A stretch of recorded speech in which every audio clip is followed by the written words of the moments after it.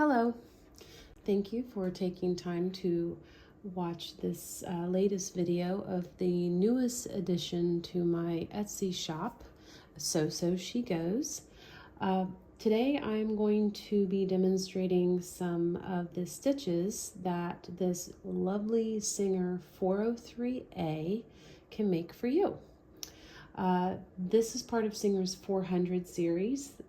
Came right out after the 301, and they made a few adjustments and improvements. And I really love this machine because I not only have the gorgeous straight stitch that these models were known for, but I also have the ability to create a zigzag stitch and I believe 8 or 9 other decorative stitches that came with the original attachments with this machine. So just getting to it, a few details about this machine. The serial number is NB939452. It was manufactured in 1960 in Anderson, South Carolina. And actually, that was the last year that they made this particular model. So kind of cool. Got one of the last ones. Few things that I can tell you about this machine. It does straight stitch. It has adjustable stitch length, and that is controlled with this lever right here. The lowest setting down here is 6 stitches per inch. If I move this lever up, the stitches will get shorter and smaller. The finest stitches are a little over 20 or so per inch. I've heard you can get 30 per inch, but it's pretty much standing still at that point. I can swing this machine into reverse, and that's by moving this lever all the way up.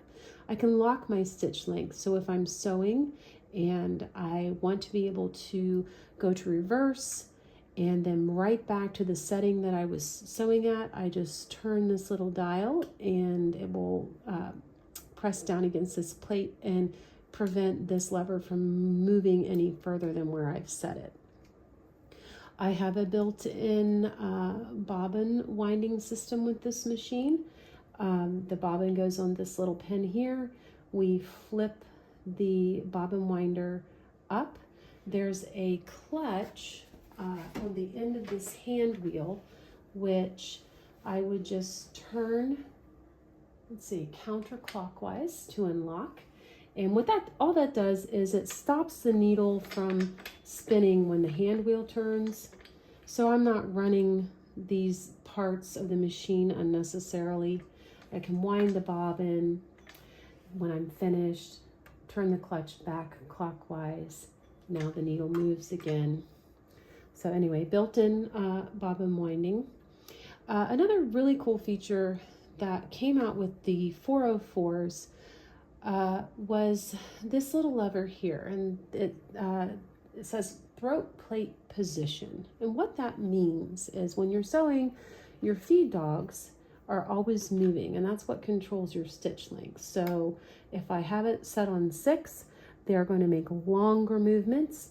If I move it up to 10, it's going to get shorter movements. In the fine stitching, it will hardly move at all, but it will still continue to feed our fabric through.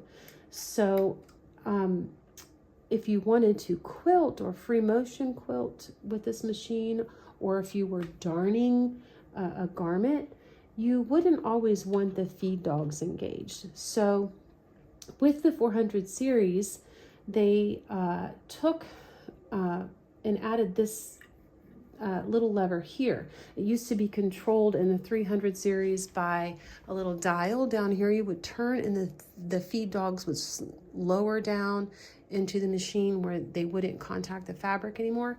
But with this, all I have to do is just move this lever, and what that did is it moved this little needle plate here up, so the feed, it's beyond the feed dogs. So now I can sew, and the feed dogs, even though they might still be moving, They're not touching my fabric, which allows me to free motion quilt or darn. So, and then down is just your regular standard sewing. If I unlock it all the way, I can actually slide this plate off, but I'm not going to do that now. Another thing that was added with this machine was you could change the position of your needle. So I have it set to the center right now, but if I wanted to, I could move it left, I can move it back to the center, and I can move it right. So maybe when you were putting in a zipper or something like that, it would be useful to move your needle to the left or the right. Or if you're piecing together a quilt and you're looking for that perfect 1/4 inch seam, being able to move your needle left and right would certainly be very helpful. Real quick, what comes with this particular machine in my shop? It does come with the manual, the original manual. And this is full of information. I highly recommend reading it as you begin to use the machine for the first time.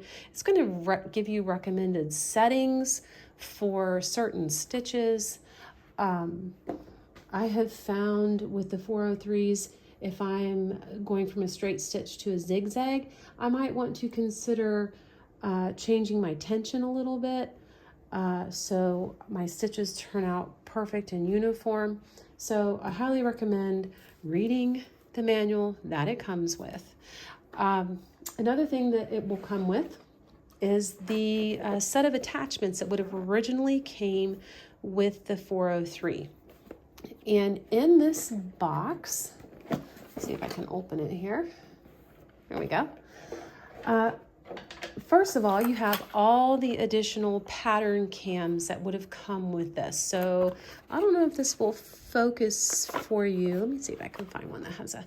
So here you can see right up here at the top, this is a stitch that this cam will produce when you put it inside the machine.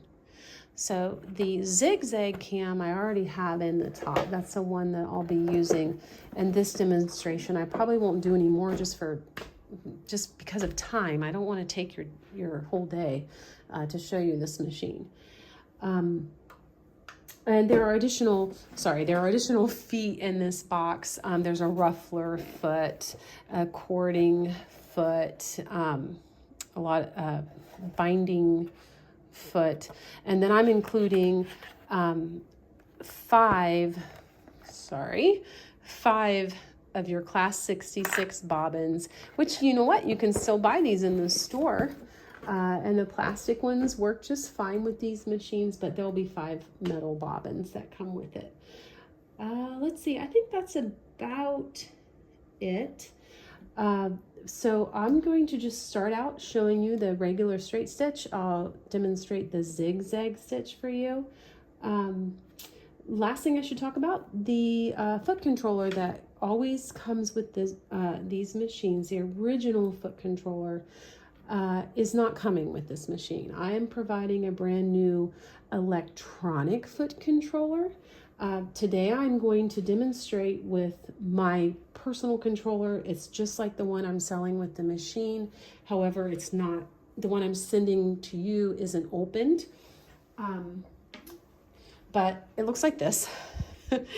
And so sometimes you get these machines and the foot controllers, the original ones, because of the way they were designed, which is a whole separate story within itself, they don't always work perfectly. And I know when I sew, I would like to be able to sew very slow or faster. And I would feel kind of strange if the foot controller started getting really hot under my foot, which is what can happen sometimes with the original controllers. So when I know that I can't fix it perfectly for you, I'm not going to sell it to you. So you'll get a brand new foot controller. Actually, here it is, right here, and power cord that will come with this machine. And you will be ready to sew, and that will never be a headache for you. So I am going to set this up so you can kind of focus in on my sewing area. And you know what? I only make these videos because Etsy, I love Etsy, but I can only post 15-second videos without sound. And I don't think that's really enough for me to show you how this machine is going to sew for you. So we will start with a regular straight stitch. I will start at the longest stitch that I can make, which is perfect for gathering and things, or just basting. So my foot is up. I'm just going to slide this fabric under. This is just a piece of cotton, 2 layers here. And I'm going to keep my tension at about a 3. I'll probably change that when I show you the zigzag stitch. I just find that it works better. So foot's down, and I'll try to sew slow and then fast so you can see that you do have control over how fast you sew. But here we go. See how slow or fast? It's up to you. So that was a 6. I'm going to rotate this, move my lever up. This is going to make the stitch smaller. And I'll turn it one more time. And I'll put it into the very fine setting. Now you see that it's hardly moving, but the needle's still going up and down. It's because it's creating a really fine, close together stitch. This machine is a powerhouse because I actually replaced the bearing in the top of the motor. There are 2 bearings. They're different kinds of bearings, but the one in the top of the motor was just basically, it has little ball bearings and it was like glue, which made it so it couldn't spin properly. So I don't have to do that often, but in this machine, it got a new bearing, which is just a bonus to you because that will last you a long time. So let's look at this. Here I have my first stitch. This is the top of the fabric where our upper thread would have come through. And you can see it's a beautiful stitch. And this I love. Look at this. This is a really fine stitch. I would have to get a ruler out, but we're probably pushing 20 or so stitches per inch here. When I flip this over, it doesn't look any different than the top. It's still just a gorgeous stitch. And you can see how lovely the tension is set. The stitch is still so uniform. I'm checking it here. I can pull this. I don't have any loops here where the tension is too loose. Perfectly done. So if I wanted to make a zigzag stitch, I already have my little plastic cam inserted in the top of the machine. So I would just take this lever here. I will move this down to the widest setting and the tallest setting of zigzag. I can also move my needle position if I want.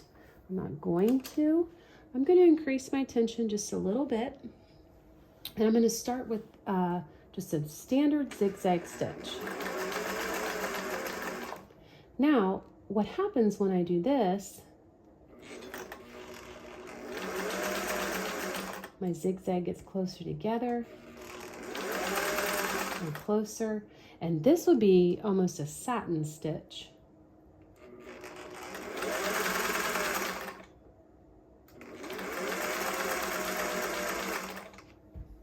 Okay, so let me show you how this looks.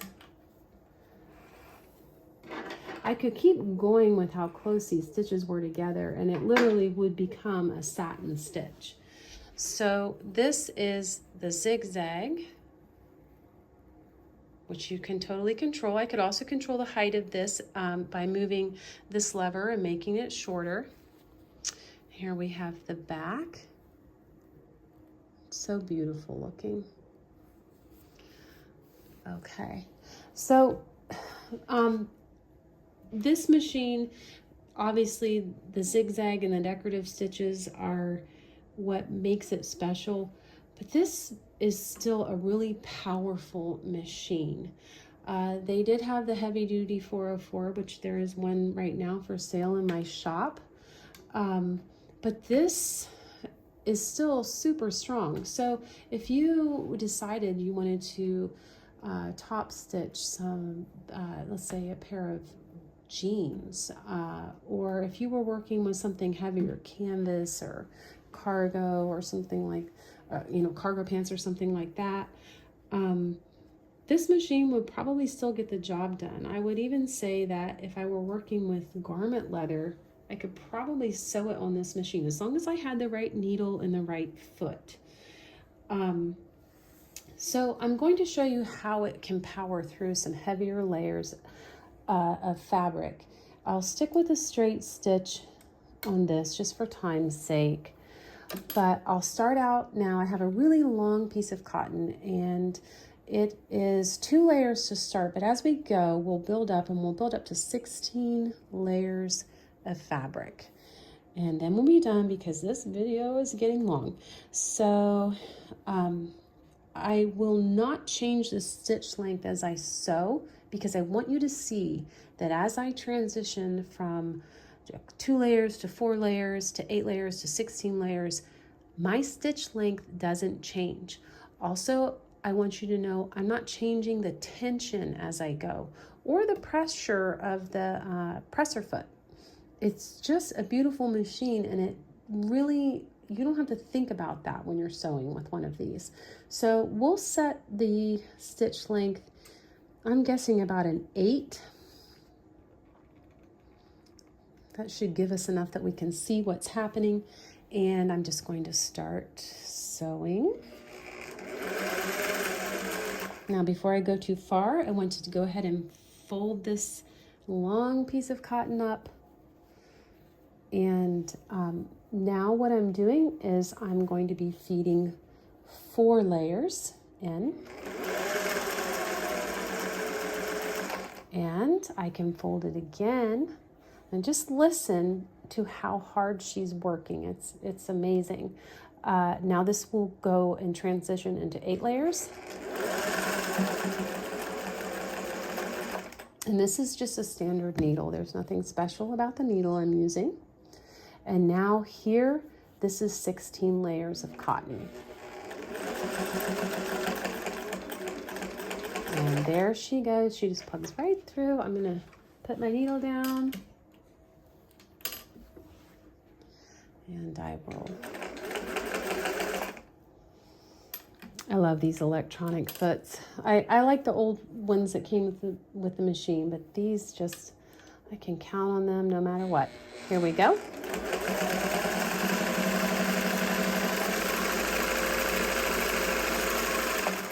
Okay, so let's look at this stitch.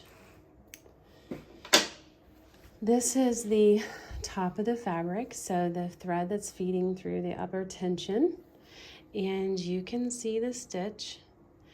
What I would like you to look for is check out the stitch length. It doesn't change at all as it transitioned from 2 to 4 to 8 to 16 layers of fabric. If I flip this over to the back, you will see I have a beautiful consistent stitch all the way across. Tensions are set perfectly. So there you go. All right, I've never made a video this long, so thank you so much for taking the time to watch it. If you have questions, you can comment it below this video. I would say subscribe to my channel. I don't know, most of the videos I post will be of machines I'm selling. If there's something you would like to see, like maintenance or something, please let me know.